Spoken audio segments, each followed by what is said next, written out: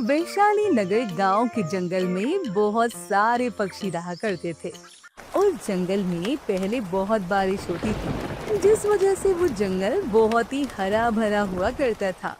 मगर बहुत समय से वहाँ बारिश का अकाल आया था और इस बार गर्मी की ताप से पूरा जंगल जल रहा था। ऐसे ही एक दिन सुबह भोली चिड़िया अपने घोंसले में हे भगवान, कुछ तो कर। ये गर्मी अब बर्दाश्त नहीं होती है हमसे। अरे थोड़ी बारिश करवा दे भगवान, वरना हम नाजुक पक्षी तो ऐसे ही तड़प तड़प कर मर जाएंगे। आहा माँ, रात भर बड़ी गर्मी थी, ऊपर से हमारा मिट्टी वाला कूलर भी खराब हो गया। तभी उनके घर में टूनी मौसी आती है। क्या हुआ भोली, तो इतनी परेशान क्यों लग रही है? अरे मौसी देखिए ना, इस बार तो गर्मी ने रिकॉर्ड ही तोड़ दिया है। अरे घर इतना गर्म हो जाता है अंदर से कि क्या बताऊं। ऊपर से मेरा मिट्टी का कूलर भी खराब हो गया है। अरे भोली, जंगल में गर्मी बहुत बढ़ गई है, हमें हमारी सेहत का ध्यान रखना होगा। सुना है पिंकी को लू लग गई है। बेचारा बल्लू कौआ बड़ी परेशानी में अपनी बीवी की सेवा कर रहा है। तभी जंगल में सूचना होती है और सारे पक्षी अपने घरों के बाहर आते हैं। अरे सुनो सुनो, सारे जंगलवासी सुनो। मौसम के जानकार पक्षियों ने बताया है कि आने वाले 1-2 हफ्तों में हमारे जंगल में बहुत तेज बारिश होने वाली है और बाढ़ आने का खतरा भी है। उसी बारे में बात करने के लिए मुखिया चील ने आज दोपहर 2 बजे अपने घर बुलाया है। लो, एक और नई मुसीबत। अरे ये सब क्या हो रहा है? अरे यहाँ तो बारिश पड़ती ही नहीं है, अब बाढ़ आने का खतरा है।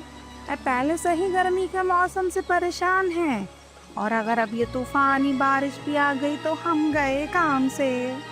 और नहीं तो क्या, अब हम क्या करेंगे दोस्तों? अब इस मुसीबत से हमें सिर्फ एक ही बंदा बचा सकता है। अब वो कौन है बुलबुल? वो है हमारे मुखिया जी। हमें इस मुसीबत से सिर्फ और सिर्फ मुखिया जी ही बचा सकते हैं। दोपहर होते ही हम सब मिलकर मुखिया जी के पास जाएंगे। दोपहर होते ही सारे पक्षी मिलकर मुखिया के घर जाते हैं। साथियों, जैसा कि आप सभी को पता है, आने वाले 1-2 हफ्तों में हमारे जंगल में बहुत तेज बारिश होने वाली है, जिसमें बाढ़ का खतरा है। और मैंने आप सबके घरों में गौर किया है, उन सबको मरम्मत की सख्त जरूरत है। मैंने उसी बारे में बात करने के लिए आज आप सभी जंगलवासियों को अपने घर बुलाया है।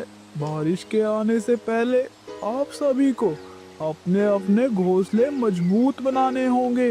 उसके लिए जो भी सामान लगेगा, वह सारा सामान आप मेरे घर के गोदाम से ले सकते हैं। इसके अलावा जो भी मदद लगेगी, उसके लिए आप मेरे पास कभी भी आ सकते हो। सारे अपनी अपनी जरूरत के हिसाब से मुखिया के घर से सामान ले लेते हैं और अपने अपने घर पर आ जाते हैं। जीवा और बल्लू बड़े ही नाकारा थे। तभी जीवा कहती है, बल्लू जी, अब हम क्या करेंगे? एक तरफ जंगल के सारे पक्षी अपने अपने घोंसलों को मजबूत बनाने में लग गए हैं और दूसरी तरफ हम हैं, हमारे पास तो घोंसला ही नहीं है। गर्मी की वजह से पहले से ही हम इतना परेशान हैं और अब अगर बारिश भी आ जाए तो हम कैसे उसका सामना करेंगे? अब आपको ही कुछ करना पड़ेगा बल्लू जी। अरे जीवा, तुम चिंता मत करो, मेरे पास इस समस्या का समाधान है, जो मैं तुम्हें समय आने पर बता दूंगा। चलो, अब रात बहुत हो गई है, हम अभी सो जाते हैं। सुबह हो जाती है। जीवा बल्लू को देखकर हैरान हो जाती है और कहती है, अरे वाह, आज तो चमत्कार हो गया। आज तो आप मुझसे पहले नींद से जाग गए। अरे आखिर आप 12 बजे जागने वाले पक्षी इतनी सुबह कैसे उठ गए? मुझे एक बहुत जरूरी काम करना है, इसीलिए आज मैं जल्दी उठा हूँ। चलो, अब मैं चलता हूँ, मुझे आने में देर हो जाएगी। तुम तुम्हारा ध्यान रखना जीवा। बल्लू वहाँ से निकलकर सबसे पहले राजू के घोंसले के पास आ जाता है। राजू बांस के डंडों से अपने घोंसले की छत को ठीक कर रहा था। राजू के घर के पास से निकलकर बल्लू टोनी मौसी के घर के पास जाता है। टोनी मौसी बड़े बड़े पत्तों की मदद से अपने घर की दीवारों को ठीक कर रही थी।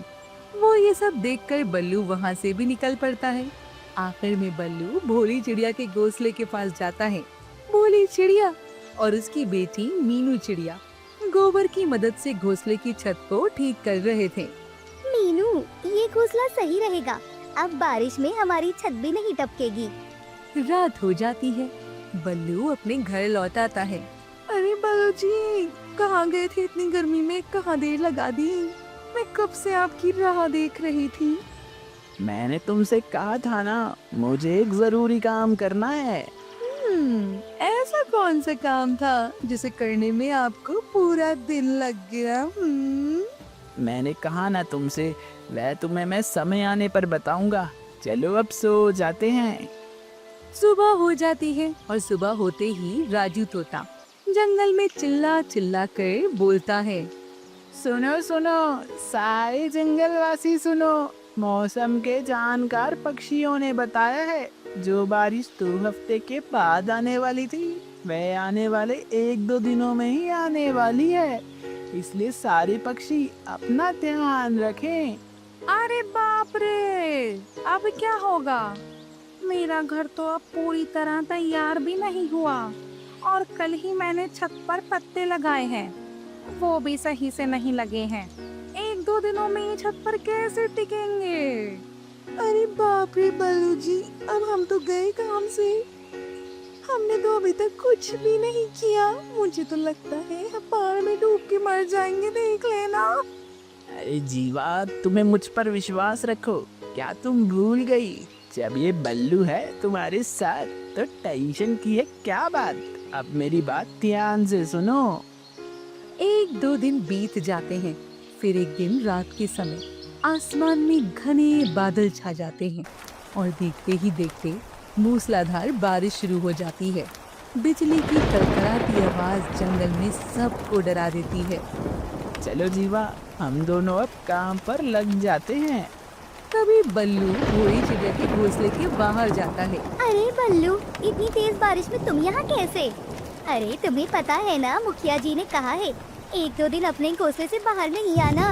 अरे क्या बताऊं भोली तुझे, जीवा के पेट में बहुत दर्द हो रहा है। मुझे कुछ समझ नहीं आ रहा, मैं क्या करूं? तू मेरे साथ चल, मुझे तेरी मदद चाहिए। मीनू बेटा, तुम भी चलो, यहाँ अकेले रहना सही नहीं है। घोंसले को अकेला छोड़कर भोली और मीनू बल्लू के साथ निकल पड़ते हैं। घर से थोड़ा दूर आते ही बल्लू रुक जाता है। भोली, मीनू, तुम दोनों जीवा के पास जाओ, मैं जब तक तुम सबके लिए कुछ खाने को लेकर आता हूँ। दोनों वहाँ से निकलकर जीवा के पास आ जाते हैं। वहाँ आकर उन्होंने देखा जीवा तो वहाँ पर थी ही नहीं और घोंसला भी वैसे का वैसा ही था। अरे यहाँ तो कोई भी नहीं है।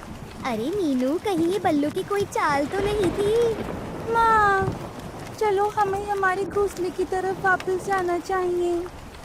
दोनों वापस अपने घोंसले के पास जाते हैं और वहाँ जाकर उन्होंने देखा कि जीवा और बल्लू ने उनके घोंसले पर कब्जा कर लिया है। जीवा और बल्लू, तुम दोनों ने हम माँ बेटी के साथ बहुत गलत किया है। भगवान तुम्हें इसकी सजा जरूर देगा, देख लेना। माँ, अब हम क्या करेंगे? इतनी तेज बारिश में हमारे रहने का कोई ठिकाना नहीं है। मीनू, तुम चिंता मत करो, मैं कुछ करती हूँ। आओ मेरे पीछे पीछे। दोनों वहाँ से निकल पड़ते हैं। थोड़ी देर इधर उधर खोज करने पर उन्हें एक जगह एक बहुत बड़ा पेड़ दिखाई देता है और जो अंदर से खोखला था। अरे मीनू, ये देखो कितना बड़ा है और अंदर से खोखला भी है। हम दोनों यहाँ आराम से रह सकते हैं।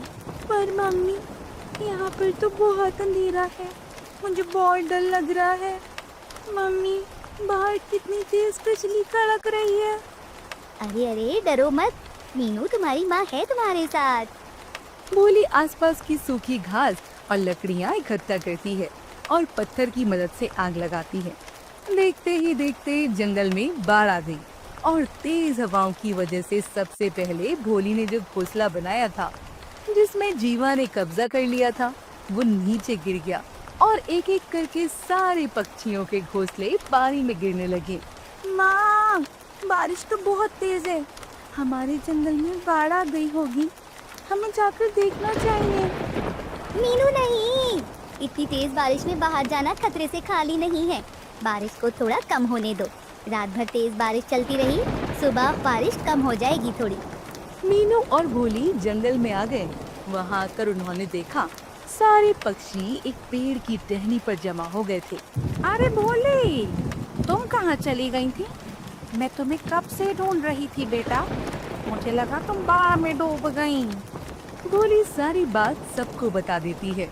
क्यों रे बल्लू, ये तूने अच्छा नहीं किया। अरे बेचारी भोली के भोलेपन का फायदा उठाया है, तुझे शर्म नहीं आई? साथियों, मेरे साथ चलो, हमने सबके रहने की व्यवस्था कर ली है। सारे उनके साथ निकल पड़े सिवाय बल्लू और जीवा के। अरे बल्लू, तुम हमारे साथ क्यों नहीं आ रहे? बोली, हमें माफ कर दो, हमने तुम्हारे साथ बहुत गलत किया। फिर भी तुम हमें साथ चलने के लिए बोल रही हो, तुम बहुत अच्छी हो बोली। अरे बल्लू, तुम्हारी गलती की सजा मिल गई है, अब चलो हमारे साथ। सारे पेड़ के घर में आ गए। अरे बाप रे, ये पेड़ तो कितना बड़ा है। भोली, आज तू ना होती तो हम तो बाढ़ में डूब के मर जाते बेटा। साथियों, जब तक बारिश नहीं रुक जाती हम सब यहीं रहेंगे। ऐसे ही भोली पेड़ की घर की मदद से सबकी जान बचा लेती है।